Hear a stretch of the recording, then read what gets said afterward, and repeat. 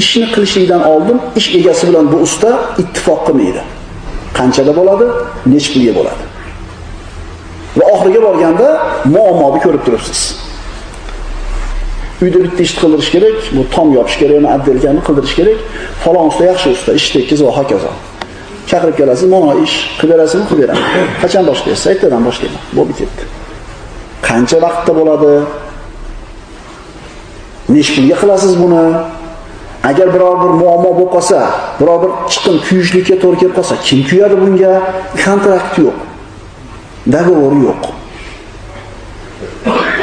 Uydagi aytadi, o'zimiz birodar bu deydi ustani. Hech qancha olmaydi deydi. Handaligi usta aytadi, o'zimiz birodar deydi. Men deydi, o'zimizki deb qilaman, puxta qilib menga yaxshi pul to'laydi deydi. Uni ham hisobi o'zining kallasida, buni ham hisobi o'zining kallasida. Ish bitdi. Endi hisob kitob qilish kerak. Qancha bo'ldi usta? Faloncha. Shunchami? Hisobingiz bormi? Begonaga qildirsam uncha qilmasdi-da.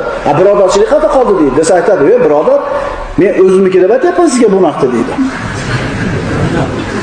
Men oshcha aytayotganim yo'q, men yo'lida qilib aytyapman deydi. Bo'ldi, muammo bor. Endi ko'rsa bu